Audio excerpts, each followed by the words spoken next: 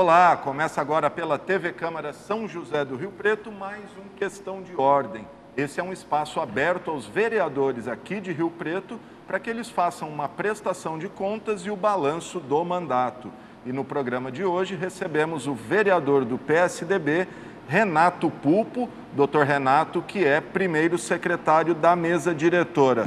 Doutor, obrigado por nos receber aqui, por nos atender. E quero começar falando com o senhor, acho que o tema que tomou conta aí da cidade nos últimos dias, que foi o aumento do IPTU, né, de 12% proposto pelo Executivo e que acabou rejeitado na última sessão ordinária de 2021. Olá, em primeiro lugar, agradecer. Você sabe da minha satisfação de estar aqui. Fazia tempo que a gente não batia esse papo. Eu acho importante, não só pelo prazer de visitá-los, mas também pela oportunidade de mostrar ao cidadão o que a gente tem feito.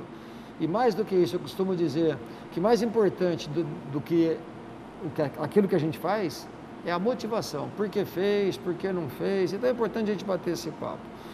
Começar por essa questão do IPTU, que a Câmara conseguiu rejeitar na última sessão do ano. Eu sou, e me orgulho de dizer, um dos poucos vereadores que desde o início se manifestou contra, eu e mais 2 ou 3, se não me engano, não vou nominar para não cometer nenhuma injustiça, mas nós éramos em 4, que desde o começo nos posicionamos contra. Nós vimos que até a véspera da eleição saiu no jornal que a base contava com 12 ou 13 votos favoráveis, eles trabalhavam com uma contabilidade razoavelmente folgada. E nós nos posicionamos contra, eu usei a tribuna da Câmara, usei minhas redes sociais. Eu me lembro que na minha primeira manifestação eu estava em viagem de férias e usei minhas redes sociais para dizer que eu era contra, porque a gente considera um absurdo esse aumento. Até entendo, às vezes, a necessidade do gestor de angariar recursos para administrar a cidade. Mas, nesse momento, isso era inconcebível. E eu vou dizer aqui o que eu falei nas minhas redes sociais, o que eu falei nas minhas manifestações da tribuna, inclusive nas entrevistas que dei para jornais e rádios. O munícipe foi muito sacrificado no período de pandemia, extremamente sacrificado. Chegamos ao cúmulo de o Executivo cobrar taxa de funcionamento de estabelecimentos que estavam impedidos de funcionar por causa da pandemia. Isso eu falei nesta casa para o secretário Martinho Ravazzi quando veio. E nós lutamos para que os estabelecimentos ficassem isentos dessa taxa e não conseguimos, não tivemos êxito.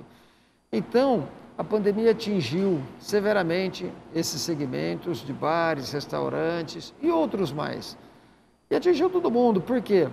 Teve estabelecimento que fechou as portas, teve aquele segmento que não fechou, mas precisou demitir, teve aquele que, para não demitir, o proprietário mexeu nas suas economias. Aquele que não tinha uma reserva financeira, não tinha economias, se desfez de bens. E aquele que não tinha bens para vender foi aos bancos contrair empréstimo. Então, ao final de 2 anos, nós tínhamos estabelecimentos fechados, estabelecimentos que sobreviveram, mas estão agonizando, estão endividados. E do outro lado, na outra ponta, muitos desempregados. E o IPTU é um imposto que atinge tanto o empregado quanto o empregador. Aquele desempregado que está lutando para pagar aluguel, para não ser despejado, graças também à pandemia, tem uma lei que impede o despejo, mas está lutando para pagar o aluguel porque não quer deixar acumular, vem, leva uma cacetada dessa com aumento de 12% do IPTU. Aquele empregador que sensibilizou com o seu funcionário, que se sacrificou para não demitir, também é atingido, é um imposto que atinge todo mundo. E por isso, desde o início, nós lutamos contra. Esperávamos na sessão matutina, quando se discute a legalidade, matar esse projeto, não foi possível, a base aprovou, mas na sessão vespertina, quando discutiu o mérito, nós tivemos êxito, nosso trabalho, creio que a nossa fala na tribuna, até teve um vereador que me citou, fiquei até contente, olha, o vereador Renato Pulpo me convenceu, e é bacana isso. Porque aqui é a casa do diálogo, o parlamento, a gente tem que parlar. E foi parlando que nós convencemos a base. A participação popular também foi muito importante. Eu sempre incentivei as pessoas, participem, civilizadamente, claro, mas participem, pressionem no bom sentido. e isso acabou dando resultado. Então, nada contra o prefeito, já começaram algumas insinuações, legislativo, derrota executivo, parece que é uma disputa, e não é uma disputa. Ele tem um ponto de vista, defende as suas necessidades, e nós simplesmente discordamos. A gente acha que o munícipe se sacrificou, o munícipe foi muito sacrificado nos últimos 2 anos, agora é o momento do município se sacrificar. Isso tem que haver reciprocidade. E acho que foi uma importante conquista para a população de São José do Rio Preto essa rejeição. O senhor acha que faltou uma certa habilidade e até sensibilidade do governo nesse episódio? Porque a gente já teve 2 episódios polêmicos, que foram a autorização dos 300 milhões e a renovação do transporte. E eu me lembro que teve uma fala do secretário de governo na imprensa, dizendo que agora acabaram os sustos, vamos terminar o ano bem, e de repente, faltando 1 mês para terminar o ano, aí, enfim, chega um projeto desse na Câmara de sopetão, pegando inclusive a base de surpresa.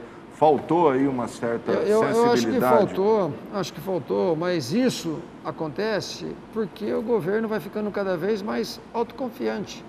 Ele via que essa casa estava correspondendo muito às suas expectativas.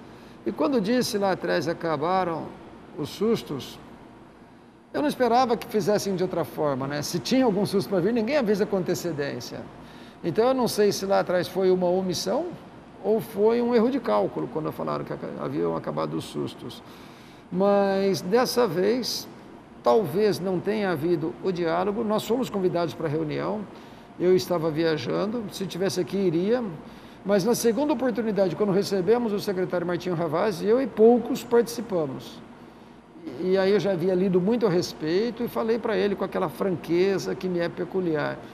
Secretário, com toda a admiração, com todo o respeito, com todo o carinho que eu tenho pelo senhor, eu sou contra. Então eu me posicionei contra para não ter surpresa, eu prefiro dessa forma. Legal. Mudar de assunto, vereador, o senhor é presidente da Comissão de Educação também, comissão permanente aqui da Câmara, e curiosamente, logo após a rejeição do IPTU, teve uma reunião para ouvir os secretários de Agricultura e a Fabiana Zanqueta, né, sobre assuntos inerentes à educação, e o senhor já tinha anteriormente convocado outros secretários, o secretário da Administração e o Procurador-Geral, o Dr. Tiesi, para falar de temas ligados à educação. É isso mesmo? Esse Exato. É o papel das comissões permanentes, ouvir os secretários, enfim. Esse é um dos papéis das comissões permanentes. Eu sou presidente, quero deixar claro, presidente interino da Comissão de Educação. E assim que assumi a presidência, surgiu uma polêmica. Os profissionais da educação, professores, servidores das escolas, se queixavam de dificuldade de acesso à secretária. Eu fui procurado, fui provocado, e como presidente da comissão, então nós convocamos a secretária Fabiana Zanqueta. Foi uma reunião muito produtiva, porque ela veio a esta Câmara, respondeu as perguntas, e eu democraticamente abri a palavra também para quem estava nas galerias, não só para os vereadores presentes. E ela respondeu a maioria das perguntas. Teve uma que ela não soube responder, quando perguntaram por que o município não chamava os remanescentes daquele concurso PEB 1 de 2018. E ela, na sua resposta, transferiu a responsabilidade para a Procuradoria-Geral do município e para a Secretaria de Administração. Então, em seguida, nós convocamos o Dr. Tiesi e o Dr. Adilson Vedroni, que vieram a esta casa, responderam a todas as perguntas. E aí que eu quero deixar claro, quando a gente convoca, tem gente que interpreta mal, acha que é politicagem, que é perseguição, e não é. É a busca da verdade, a busca da transparência. E esses 2 secretários, eu imagino que hoje eles estejam nos agradecendo. Talvez não tenham gostado muito no momento da convocação, mas vieram aqui responder a todas as perguntas. Liquidou o assunto, respostas técnicas baseadas em lei. E depois daquele dia, acabou. Estava se tornando frequente nas sessões da Câmara, o pessoal protestando com faixa, e depois das respostas esclarecedoras que eles deram, acabou. E aí nós tivemos uma terceira situação, que foi o problema das merendas. Então nós convocamos novamente a secretária de Educação e o secretário de Agricultura, Pedro Pesuto, porque a merenda está vinculada à Secretaria de Agricultura. logo após a última sessão do ano. E eles também vieram a esta casa, responderam aos questionamentos, e eu, ao encerrar, falei para a secretária Fabiana que a nossa intenção era buscar solução, não é fazer pirotecnia, não é colocar secretário num paredão de fuzilamento, é buscar solução, intermediar o diálogo.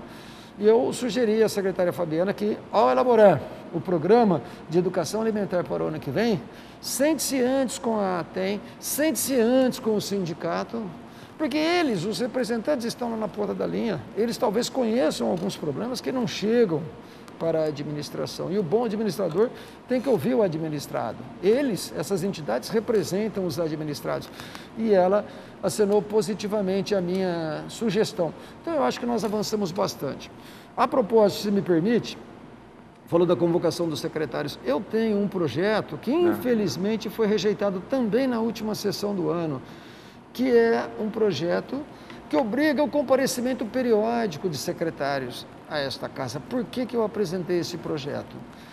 Porque eu estou no meu 3º mandato, encerrando o 9º ano como vereador, e eu vi ao longo desses 9 anos a dificuldade que é de trazer um secretário aqui. No máximo a gente consegue trazer por convite, e aí não cabe pergunta ao secretário.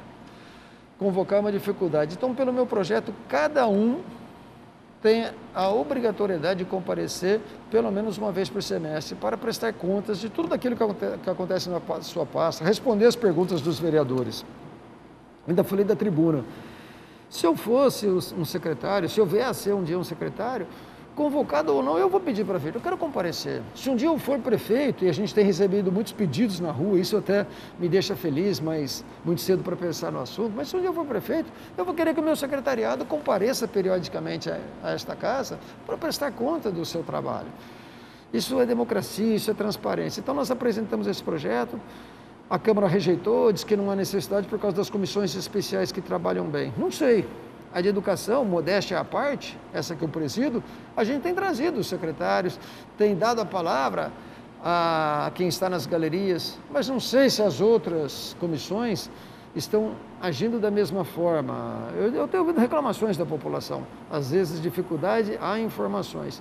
Então foi uma pena que esse projeto não tenha sido aprovado. E vindo aqui à Câmara é até uma maneira de levar informação à população, né? Porque às vezes numa entrevista no jornal sai uma linha, aqui a pessoa tem a oportunidade de falar, inclusive com transmissão aqui da TV Câmara, pela rádio, enfim. E fica tudo gravado, né? Está tudo aí.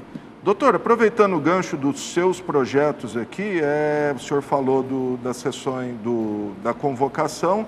O senhor também tem um outro projeto interessante que extingue as votações secretas na Câmara, né?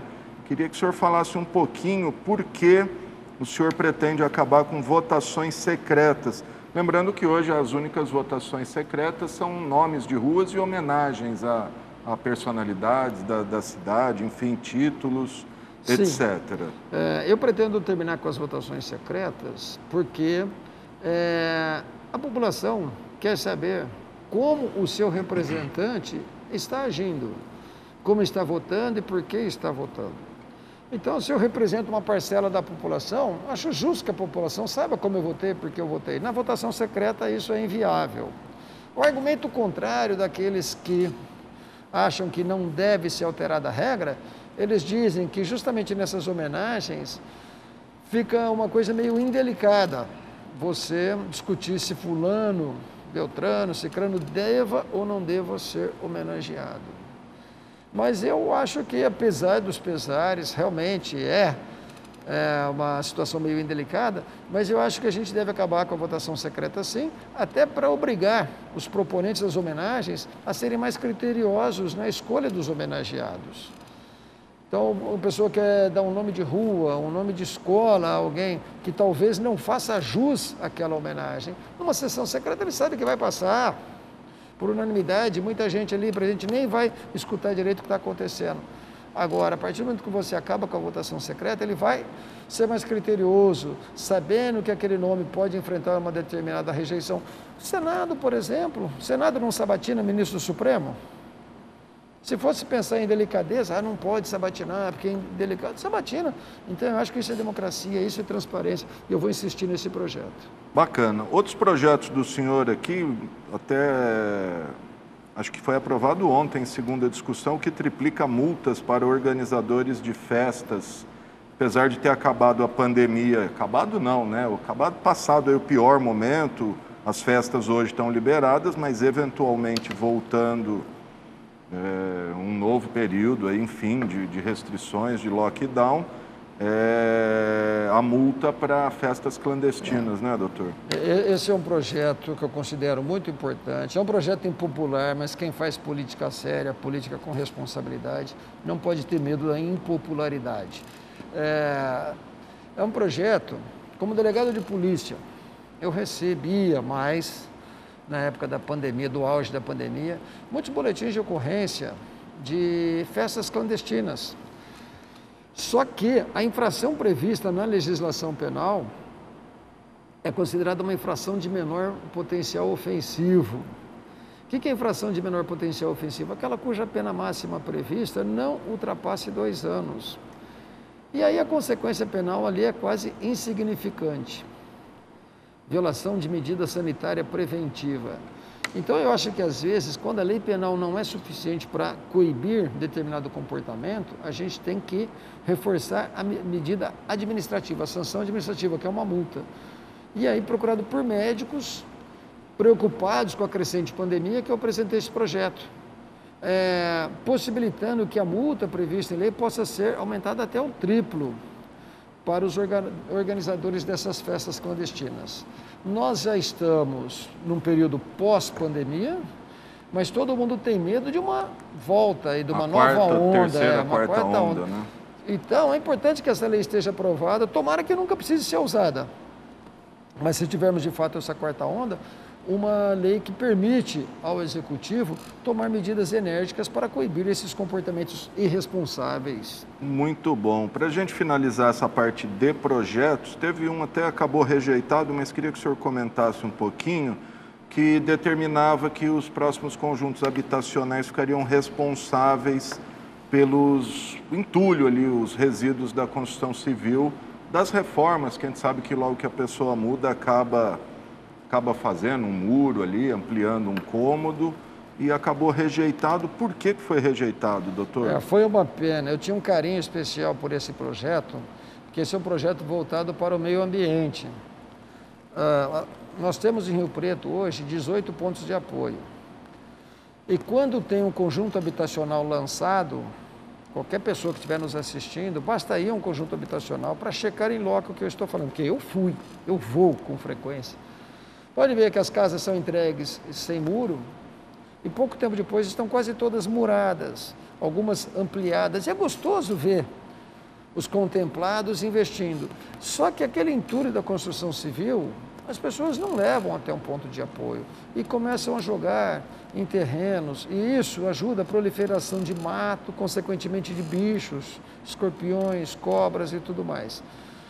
Então o meu projeto obrigava as construtoras responsáveis por esses empreendimentos a manter um local por 5 anos após a entrega do empreendimento, um local para o destino desse entulho sólido da construção civil. Uma caçamba ou um semi-ponto de apoio, a gente chama no projeto de mini ponto de apoio. E aí ela periodicamente recolhe desses mini pontos de apoio e leva para um dos 18 pontos de apoio da cidade. Mas infelizmente o meu projeto foi rejeitado, o pessoal acha que ia onerar o empreendedor e havia o receio de que esse ônus fosse repassado para o munícipe contemplado. Então rejeitaram o projeto, foi uma pena, porque foi um projeto elaborado pensando muito na questão ambiental. Bacana. Vamos mudar um pouquinho de assunto, falar de ações do senhor fora aqui da Câmara Municipal, ações políticas fora da Câmara, principalmente junto ao governo do estado. Uma delas, o senhor inclusive usou a tribuna para anunciar uma grande conquista, que é a pavimentação da vicinal da Vila Azul. É isso mesmo? Vai sair? Dinheiro está pronto? Isso é motivo de muita satisfação para mim. Fui na tribuna com muito orgulho. Veja, Gama, como eu falei, eu estou no meu 3º mandato. No meu primeiro mandato, eu fui procurado por pessoas daquelas imediações, até um amigo meu, eu falei, isso não é a pavimentação de uma vicinal, como o pessoal fala em São Paulo, é a pavimentação de um sonho. porque é uma reivindicação que já passou de geração para geração. Sim. Um amigo meu me procurou junto com o pai dele falou, Renato, eu comecei essa luta, eles têm uma propriedade rural ali perto, comecei essa luta lá atrás e foi. E eu me lembro que quando eu tornei público essa reivindicação, o ex-deputado Marcelo Gonçalves me procurou, ele viu na imprensa e falou, nossa, tomara que você consiga, porque eu lutei por isso, cheguei a sobrevoar a área com o então governador Mário Covas, e não sei por que não sai ali. E até Potirendaba, se não me engano, até aquela SPA 432, que liga Potirendaba até Washington Luiz. E são 6,8 quilômetros. Num primeiro momento eu consegui a duplicação e a recuperação funcional, que é o RECAP, de uma parte já asfaltada, ali perto do Europarque. E aí faltavam 6,8 quilômetros de pavimentação, até essa... E não é aquela raspa de asfalto, não, é pavimentação mesmo, pavimentação. 6,8 quilômetros com recurso estimado em torno de 16.832.000 reais. Uma coisa muito boa para todos os moradores daquela região. Então foi uma conquista da qual eu me orgulho e me felicito. Eu falo, a política traz alguns dissabores para a gente.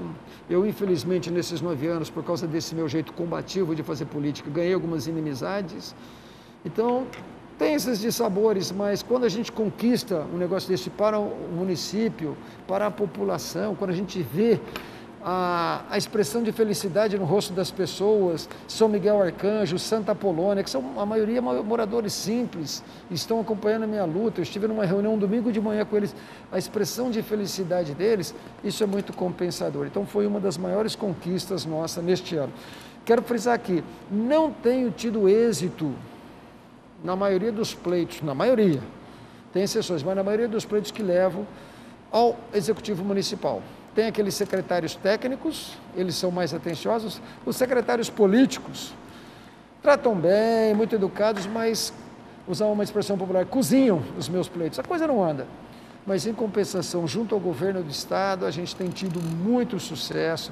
Teve essa pavimentação que a gente acabou de falar, teve uma outra conquista muito importante, que é a construção de prédio novo para o IML, Instituto Médico Legal. Aliás, é outra bandeira bastante antiga do senhor, né? Acho que desde o primeiro mandato. Muito antiga, exato. No meu primeiro mandato, eu consegui, junto ao então prefeito Valdomiro Lopes, eu era oposição a ele, mas gosto de fazer justiça.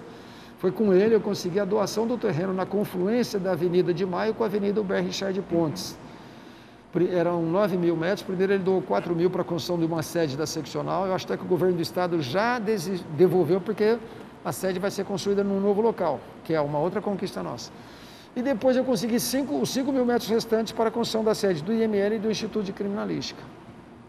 E depois teve aquele trâmite burocrático, até que no atual governo, um governo muito sensível, com apoio do vice-governador Rodrigo Garcia, que fique bem claro isso, quando João Dória e Rodrigo Garcia foram eleitos, antes da posse, eu estava com o Rodrigo no meu carro aqui em Rio Preto, nós estávamos indo para uma reunião em casa. Eu falei, Rodrigo, você está com muita pressa? Ele falou, não. Eu falei, então eu quero te levar num lugar. E fui com ele lá.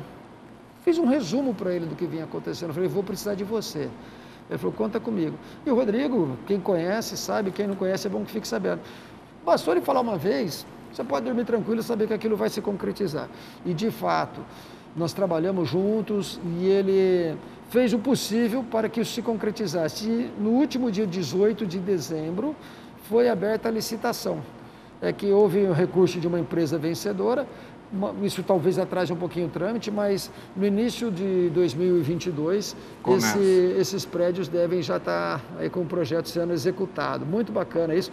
Nova sede para o IML, Instituto Médico Legal e Instituto de Criminalística. E os primeiros 4.000 metros que eu falei que foram devolvidos, por quê? Porque a Polícia Civil, a cúpula da Polícia Civil resolveu construir uma delegacia vertical, chama CPJ, Central de Polícia Judiciária, na qual vão ser reunidos os distritos policiais e a seccional lá em cima, na Avenida América, onde foi o plantão policial.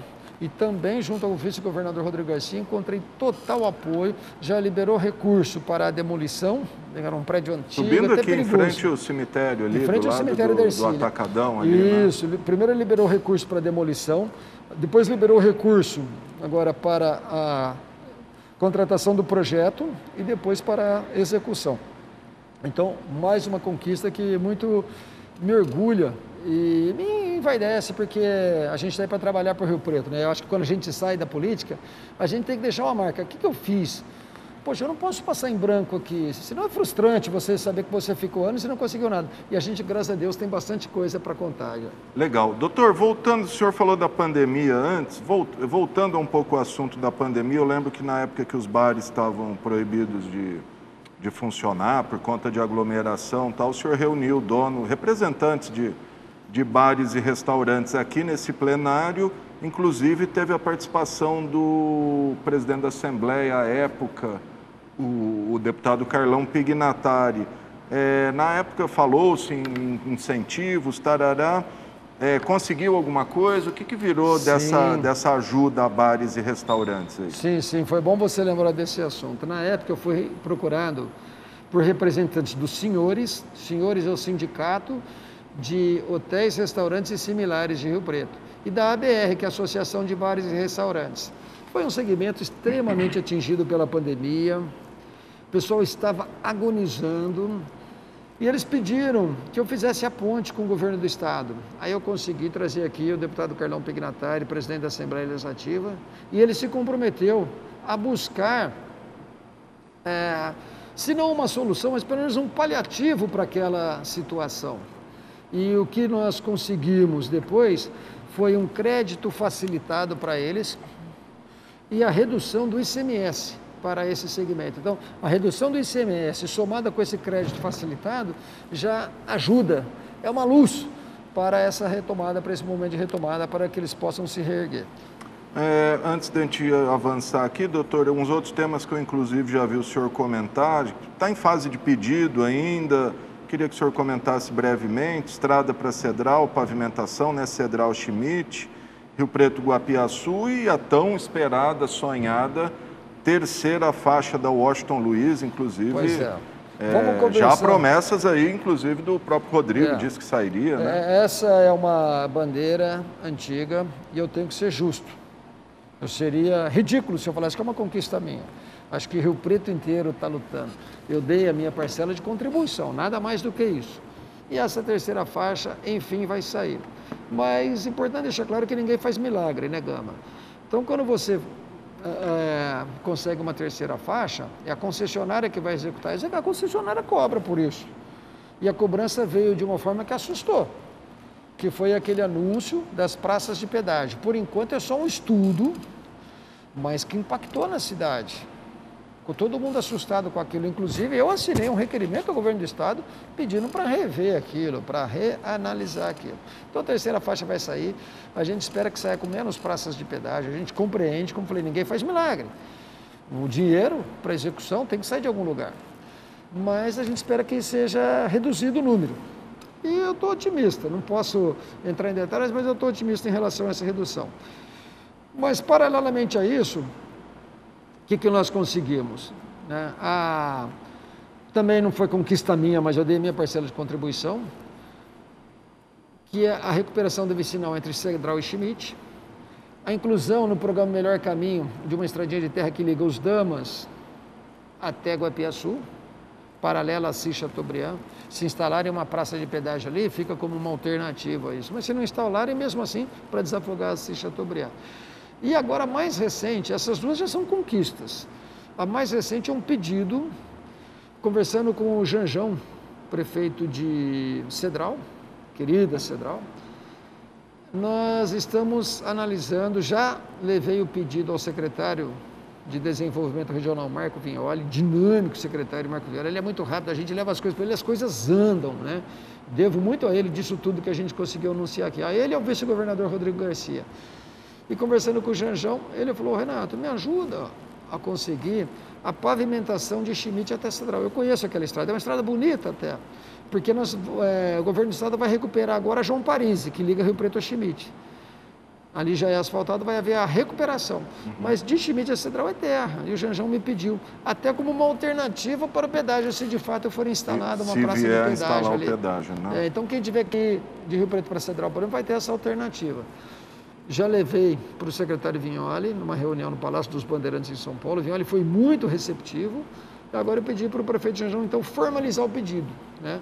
Mas, por enquanto, está só na fase do diálogo e, assim, muito bem recebido esse pedido, que é um pedido justo, um pleito muito justo, muito importante para a região. Doutor, antes de a gente partir aqui e falar um pouquinho de política propriamente dita, eu estava analisando alguns requerimentos do senhor aí ao Executivo, enfim, eu vi alguns aqui, queria que o senhor comentasse. O senhor está pedindo a construção de anel viário na BR-153, ali próximo a Talhado, até o Washington Luiz, na divisa com Mirassol. É possível isso? É viável? Não é que eu não vou dizer eu estou pedindo, isso eu pedi lá atrás. E esse anel viário que o prefeito Edinho Araújo acabou de anunciar, já acabou de concluir, eu acho que isso é fruto da nossa luta. Lógico, não é uma conquista minha, mas o que eu quis dizer é o seguinte... Deu a ideia, né? Não foi uma ideia também exclusiva minha, mas sim, por ser delegado de polícia que atuo mais ou menos naquela área, eu pegava muito acidente na BR-153 e no comecinho da Washington Luiz ali, onde forma aquele cotovelo de quase 90 graus. E também para desafogar o trânsito, o que a gente estudou na época? Esse anel viário ligando mais ou menos lá perto de Talhado, que é o que o anel viário que foi feito no até fim, o Washington Luiz, porque desafogaria o trânsito. Então, quem vem, por exemplo, de Minas e vai para o Mato Grosso do Sul, em vez de vir até o coração de Rio Preto e dobrar, fazer aqueles 90 graus, já cortaria lá atrás, desafogaria o trânsito aqui em Rio Preto. Então, a gente trabalhou em cima disso também, e eu acho que foi uma contribuição importante para esse anel viário que acabou de ser inaugurado. Bacana. E outra bandeira que eu sei que o senhor também está sempre falando é a gratuidade do transporte a atiradores, né, os atiradores do tiro de guerra e guardas civis municipais. Inclusive, uma lei foi declarada recentemente inconstitucional que dava o passe livre para os guardas, teria que partir do Executivo isso, né? É uma pena. Às vezes, algumas pessoas confundem isso com privilégio. A gente não quer privilegiar ninguém. Mas, primeiro, vamos falar dos guardas. É uma categoria profissional que merece, que faz muito por Rio Preto, não só na defesa do patrimônio público, que é a função principal da guarda, mas também na defesa da população. Como delegado de polícia, eu sou testemunha da significativa contribuição que a guarda dá na segurança dos munícipes. E eu acho justo, como uma forma de melhorar o rendimento de cada guarda, isentá-los do transporte coletivo. Fardados, ou seja, de casa para o trabalho, né? Do trabalho para casa. E o mesmo em relação aos atiradores do tiro de guerra. Para se ter uma ideia, são 100 atiradores apenas por ano. Desse total, 20% apenas fazem uso do transporte coletivo. Se tiverem a gratuidade, que dobre, que vai para 40%, são 40 pessoas. De casa para a instrução, da instrução para casa ou para o trabalho. Isso não vai impactar nas contas do município, não vai impactar nas contas das empresas concessionárias do transporte coletivo. Então a gente vem lutando, eu acho que é uma luta justa, foi muito bom você tocar no assunto, porque tem gente que acha que a gente está buscando privilégio, e não é privilégio, é justiça. Muito bom. Doutor, antes de a gente partir aí para a política, quer falar alguma coisa mais aqui da Câmara, deixar alguma outra situação que talvez eu não tenha abordado? Acho que é isso, né? Tranquilo. Falar então de política no que vem, 2022, não vamos nem falar no que vem, vamos falar 2022, porque quem sabe esse programa avança aí no comecinho do ano. Então, 2022 temos eleições, podemos ter o doutor Renato aí candidato a deputado. O que o senhor está planejando para o próxima disputa eleitoral? Bom, pode sim, Gama. O que eu planejo para mim é trabalho, coisa que eu adoro fazer. Mas, como consequência desse trabalho, e um trabalho feito com muita responsabilidade, começou a chegar convites.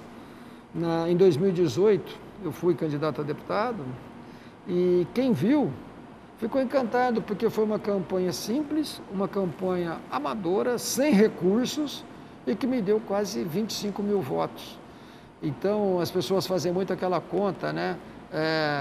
Quantos reais por voto? Não que você esteja comprando voto, mas pega o custo da sua campanha, quantos votos você teve. Então, tem gente que fala, 100 reais por voto. E o meu assim, muitíssimo abaixo da média, porque o meu voto é um voto conquistado pelo trabalho, a maior parte é voto consciente mesmo.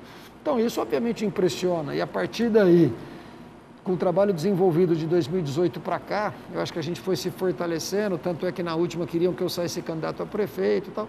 E agora começaram de novo a chegar os convites Tive uma reunião com o vice-governador Rodrigo Garcia, no Palácio Que de é São o Paulo, candidato ao governo, que é candidato ao né? governo do Estado. Do seu partido. Conheço o Rodrigo desde moleque, desde a nossa adolescência. E ele me perguntou, falou, você é candidato ou não? Eu falei, Rodrigo, eu estou aí para colaborar. Se for importante para você, eu sou. Se não for, eu tenho disposição, mas não tenho aquela obsessão, não vou ficar lutando para ser candidato, forçando a barra, detesto isso. Eu tenho disposição, mas só se for importante para você. Se precisar abrir espaço para outro, sem problema. Ele falou, não, eu gostaria que você fosse. Eu falei, então tá bom. E agora, mais recentemente, tive a mesma conversa com o secretário Marco Vignoli, que é o presidente estadual do partido. E, para minha surpresa, ele não só falou que ele gostaria que eu fosse, como falou, você quer ser candidato aqui? Eu falei, nossa, né? Não, eu acho que o passo natural, se eu for candidato, é ser primeiro deputado estadual, né? Sim. Mas ele me deu essa possibilidade de escolher. Então, até porque hoje o senhor é um dos principais, se não o principal nome do PSDB de Rio Preto, né? Isso eu não sei, não gosto de falar, seria falta de modéstia de minha parte, mas eu acho que eu tenho dado, sim, uma significativa contribuição partidária, trabalhando, levando, carregando de forma positiva o nome do partido, quando você faz um bom trabalho, um trabalho responsável.